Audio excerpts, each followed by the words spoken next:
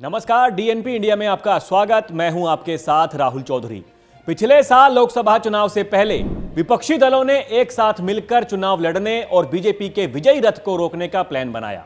जून 2023 को विपक्षी दलों की पहली मीटिंग बिहार की राजधानी पटना में हुई। इस मीटिंग में ऐलान हुआ कि जो भी मतभेद हैं वो सब भुलाकर सभी विपक्षी दल मिलकर लोकसभा चुनाव में साथ लड़ेंगे। हालांकि पहली मीटिंग से लेकर आज तक ये गठबंधन एक सवाल ही बना हुआ है।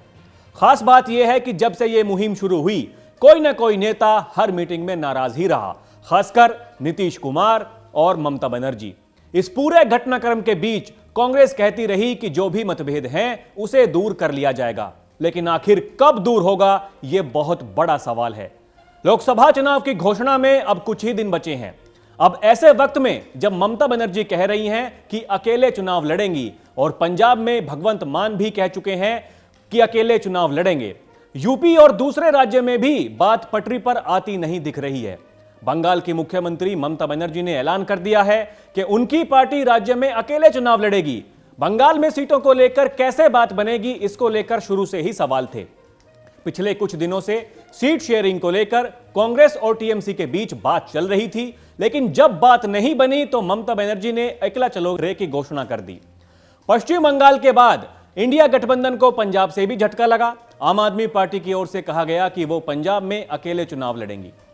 पंजाब के मुख्यमंत्री भगवंत मान ने कहा कि पंजाब की सभी 13 सीटों पर आम आदमी पार्टी अकेले चुनाव लड़ेगी। दिल्ली में कांग्रेस और आम आदमी पार्टी के बीच मीटिंग तो हुई, लेकिन बात नहीं बन पाई। लोकसभा चुनाव में विपक्षी दलों को एकजुट करने के मकसद से पिछले साल बिहार के मुख्यमंत्री नीतीश कुमार बंगाल की मुख्यमंत्री ममता बनर्जी से मिलने बंगाल पहुंचे थे। इस मीटिंग के बाद से ही विपक्षी दलों की पहली मीटिंग का रास्ता साफ हुआ था। इस मीटिंग के बाद ममता बनर्जी ने यह कहा था कि मैंने नीतीश जी से अनुरोध किया है कि जेपी आंदोलन बिहार से ही हुआ था और हम सब भी बिहार से ही मीटिंग करेंगे, और पहली मीटिंग पटना में हुई। लेकिन जो इस गठबंधन के सूत्रधार बने वही दोनों एक दूसरे के आमने सामने आ गए। ममता बनर्जी और दिल्ली के सीएम अरविंद केजरीवाल की ओर से जैसे ही इंडिया गठबंधन की मीटिंग में कांग्रेस अध्यक्ष मल्लिकार्जुन खड़गे को पीएम चेहरा बनाए जाने की बात कही गई, उसके बाद से नीतीश कुमार नाराज हो गए। ममता का यह दांव नीतीश को पसंद नहीं आया। इस प्रस्ताव को भले ही खड़गे ने ठुकरा दिया, लेकिन बात तब तक बिगड़ चुकी थी। बंगाल पंजाब के बाद माना जा रहा है कि दूसरे राज्य में भी बात बिगड़ सकती है, क्योंकि अब तक किसी भी राज्य में सीट शेयरिंग का ऐलान गठबंधन की ओर से नहीं किया गया है। यूपी, बिहार, महाराष्ट्र, केरल, इन राज्यों में भी बड़ी चुनौती बनी हुई है। वहीं इसके बीच कांग्रेस के सामने भी बड़ी चुनौती आ गई है। कहीं ना कहीं गठबंधन के केंद्र में कांग्रेस ही थी, और जब बात बिगड़ेगी तब सवाल उसी पर ही खड़े होंगे। कांग्रेस पहले से ही कमजोर है। अब यदि गठबंधन नहीं होता है तो उसके लिए उन राज्यों में खासी दिक्कत सामने आएगी जहां पार्टी का संगठन भी काफी कमजोर हो चुका है। बीजेपी ये बात पहले से ही कह रही थी कि इनके बीच गठबंधन नहीं हो सकता, और ये सभी घटक दल केवल अपने स्वार्थ के लिए एक साथ आए हैं। ये गठबंधन नहीं बल्कि ठगबंधन है।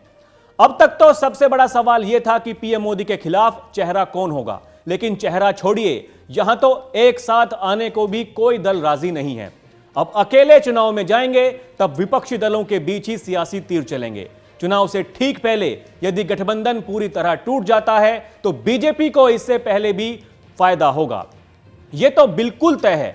अगर यह कहा जाए कि गठबंधन की कवायद करके घटक दलों ने अपने लिए ही मुश्किलें खड़ी कर ली हैं, तो इसमें कुछ भी गलत नहीं है। आगे क्या होगा उसका रहेगा इंतजार। अभी के लिए इतना ही। खबरों का सिलसिला जारी है। आप देखते रहिए डीएनपी इंडिया। नमस्कार।